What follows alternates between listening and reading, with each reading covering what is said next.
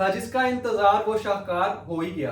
पाकिस्तान जो कि test cricket के लिए हमेशा से एक बहुत ही बिलो लेवल की क्रिकेट खेल रहा है, एक मरतबा फिर से उसी रिवायत को बरकरार रखते हुए पाकिस्तान ने आज फिर वही साबित किया जो ये अक्सर करते हैं।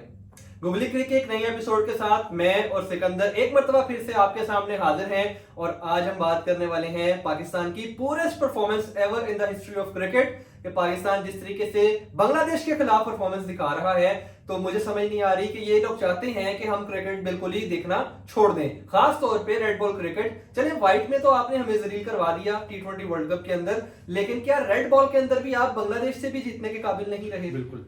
और पुअर परफॉर्मेंस इसलिए कहेंगे कि ना सिर्फ पाकिस्तान बांग्लादेश से पहला टेस्ट मैच हारा, जिसपे पूरी दुनिया में जग हसाई तो हुई, पाकिस्तान की जितनी जग हसाई हो सकती थी उतनी हुई, बल्कि जब दूसरा टेस्ट स्टार्ट हुआ पहला दिन तो बारिश ले गई। और अब देखें ना, कुदरत का निज़ाम भी तो चलता होता है ना, और वो चलना ही था। और दूसरे दिन में पाकिस्तान ने थोड़ा सा कंपैरेटिवली एक अच्छा स्कोर किया, एक स्टार्ट अच्छा मिला। और ऑल दो के हमारे नामवर जो सितारे हैं वो उसमें भी नहीं चले, बस वो नाम के सितारे हैं। सलमान अली आगा ने एक 50 कर लिया, शान मसूद ने एक 50 कर लिया, और 50-50 करते गए हैं। साइम अयूब ने एक 50 कर लिया और आउट होते गए हैं, मगर इन्होंने 274 लगाने में कामयाब हुए। और उसके रिटर्न में बहुत ही अच्छा जो स्टार्ट हुआ पाकिस्तान की बॉलिंग का, जबकि इन्होंने 5 आउट कर लिए थे महज 26 रन पे।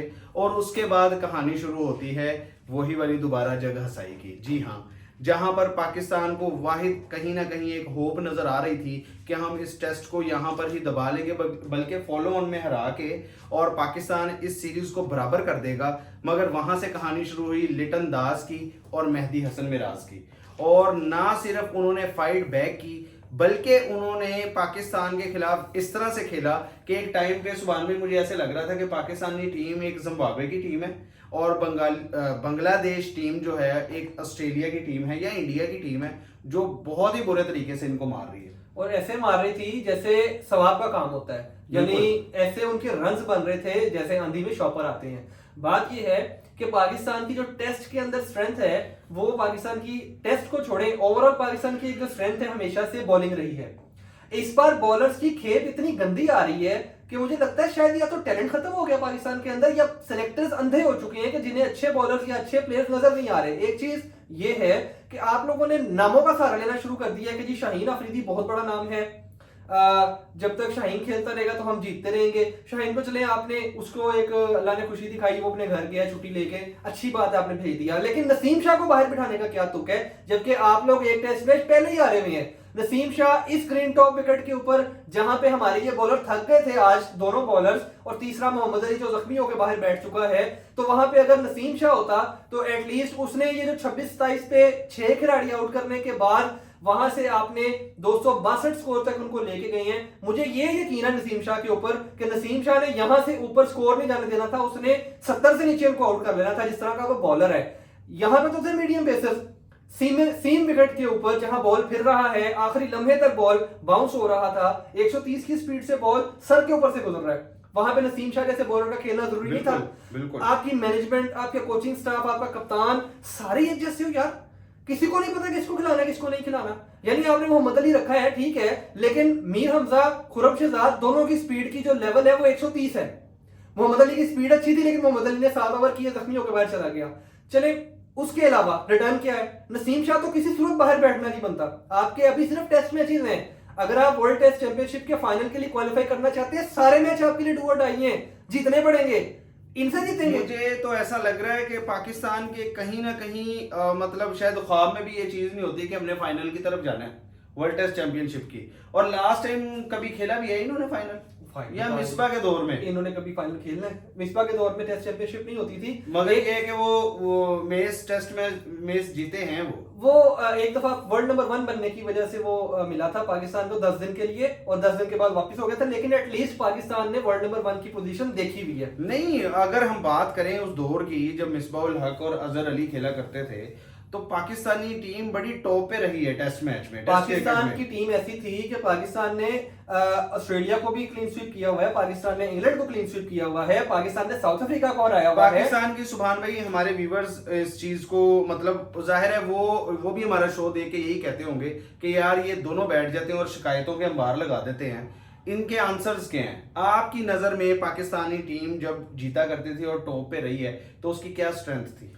स्ट्रेंथ देखें, मैं आपको दोबारा ये बात बता देता हूं, स्ट्रेंथ हमेशा टेस्ट मैच हमेशा बॉलर से जीता जाता है। देखें बैट्समैन, जैसे आज मेहदी हसन ने और लिटन दास ने जिस तरीके से बैटिंग की है, बैट्समैन इस तरह का स्कोर बना ही देते हैं कि वो अपनी टीम को किसी ना किसी जगह पे अच्छे मुकाम पे पहुंचा देते हैं। टेस्ट मैच हमेशा बॉलर से जीता जाता है। देखें मिसबा के दौर के अंदर एक एडवांटेज ये था कि अच्छे बॉलर्स उनके पास है, यासिर शाह खेलते थे, फिर उनको जुल्फिकार बाबर का एक सहारा मिलता था, फिर अगर जब जुल्फिकार साइड पे हुए तो नोमान आ गया, फिर उनको सहारा मिलता था मोहम्मद अब्बास का, फिर उनको सहारा मिलता था अपने शाहीन का, जब शाहीन नया नया आया था पीक पे, फिर मोहम्मद आमिर वापस आ गया था। आहिस्ता आहिस्ता ये लोग वापस जाना शुरू हो गए। दानिश कनेरिया ने बहुत अरसा सर्व किया पाकिस्तानी टीम को, पुरानी बात है। बात ये है कि यहाँ पाकिस्तान के अंदर इस वक्त जो क्रिकेट चल रही है, जो मैंने अभी तक इन लोगों का अंदाजा लगाया है, पाकिस्तान की टीम रेड बॉल क्रिकेट खेलती है सिर्फ ड्रॉ करने के लिए। ये जो टेस्ट मैच खेलते हैं, इनका पहले माइंड बना होता है कि पहली ऑप्शन ड्रॉ है, दूसरी ऑप्शन जीत है, तीसरी ऑप्शन हार है। तो ये जो ड्रॉ की कैटेगरी से शुरू करते हैं ना, तो वो इमरान खान अक्सर एक बात करते होते थे कि जब आपके दिल में हार का खौफ होता है ना तो आप हार जाते हैं, तो जब आपके दिल में जीत का जज्बा होता है ना तो आप जीतने के लिए जाते हैं। फिर आप ये नहीं देखते कि मेरे सामने बैटिंग करने वाला तेंदुलकर है या मेरे सामने बैटिंग करने वाला पॉन्टिंग है। सुभान भाई सॉरी आपको इंटरप्ट कर रहा हूँ, कुछ ही अरसा पहले, हाल ही में, ज्यादा देर नहीं हुई, एक साजिद के नाम से बॉलर थे स्पिनर। हाँ वो भी ऐसा जितने अच्छे नहीं है, काफी उसके साजिद थे, साथ नुमान थे, वो कहाँ गए? देखिए नोमान अली एक अच्छा बॉलर था, अच्छी स्ट्रेंथ के साथ बॉलिंग करता था, उसको इन्होंने ऑस्ट्रेलिया का टूर करवाया, वो ऑस्ट्रेलिया में कामयाब नहीं हो सका, बल्कि वो जख्मी हो गया। जख्मी होने का मतलब ये है कि आपने इसको दोबारा टीम में नहीं डालना। हमारे यहाँ बिल्कुल ये आपने इब्रार को शामिल किया इंग्लैंड की सीरीज के अंदर, पिछली दफा जब इंग्लैंड आई थी, उसके बाद आपने इब्रार को टेस्ट नहीं खिलाए, अब दोबारा इंग्लैंड आने वाली हो गई है तो आपने इब्रार को दोबारा डाल लिया। देखिए इब्रार अहमद एक लड़का अच्छा है, आज उसने बॉल अच्छे नहीं किए, लेकिन वो लड़का अच्छा है, उसको तैयार करें, वो यंग बच्चा है, उसको तैयार करें कि वो लॉन्गर फॉर्मेट के अंदर आपको मदद दे सकता है। मुझे अच्छा लगता है कि वो लड़का कोशिश कर रहा है, वो एफर्ट कर रहा है, वो मेहनत कर रहा है। देखें मोहम्मद अब्बास ने कल भी काउंटी के अंदर 6 विकेट लिए, यानी कि 3 विकेट पहली इनिंग में, 3 इनिंग और उनको ये नहीं खिला, और उसको ये सिलेक्ट नहीं करते, किस बेसिस के ऊपर सिलेक्ट नहीं करते, उसकी पेस नहीं है। तो जो आपने खिलाए वो पेसर है। मीर हमजा 125 किलोमीटर और खुरम शहजाद 128 किलोमीटर। कब की बात बता रहा हूं?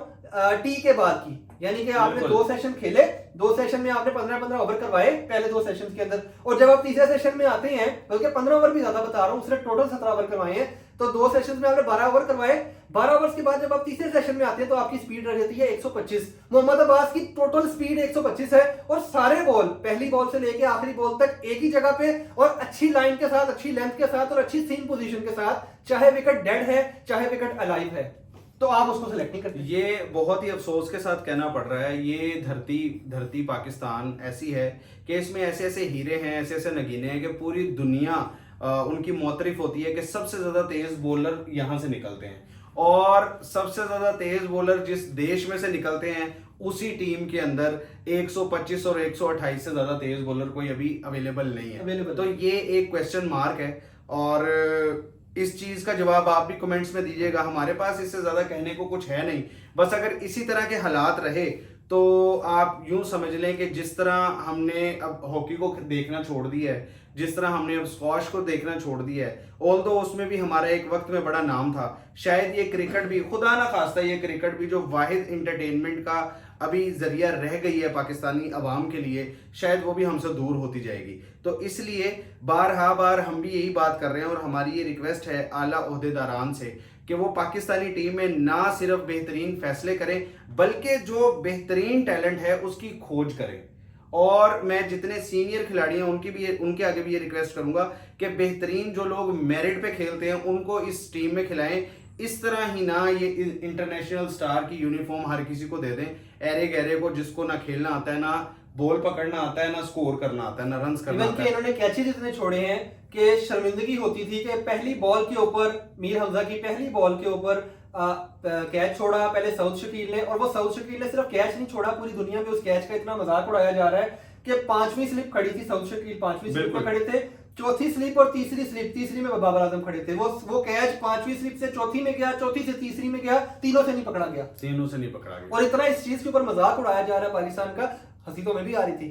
चले तो हंसी लेते हो हैं। जाता है सुभान भाई, हो जाता है। बाकी होप फॉर बेस्ट। सीरीज तो हम ये नहीं जीत पाएंगे क्योंकि 2 ही टेस्ट हैं, मुझे लगता है ये भी हार जाएंगे। और हमें ये डाउट है, अल्लाह ना करे हम ये वाला टेस्ट भी हार जाएं और इन लोगों की जो बची कुची इज्जत है वो भी हमारे आगे एक्सपोज हो जाएगी। खैर, अच्छी उम्मीद के साथ कि पाकिस्तान इस टेस्ट को जीते और इस सीरीज को बराबर करे, हम आपसे इजाजत चाहेंगे। गुगली क्रिक को देखते रहिए, गुगली क्रिक रेड कलर के निशान के साथ, इसको लाइक कीजिए, सब्सक्राइब कीजिए, और सुभान भाई का एक चैनल है O2 के नाम से, उसको भी लाइक कीजिए, सब्सक्राइब कीजिए। हम इंशाल्लाह ताला आपके सामने हाजिर होंगे एक नए एपिसोड के साथ, एक नए दिन के साथ। अल्लाह निगहबान।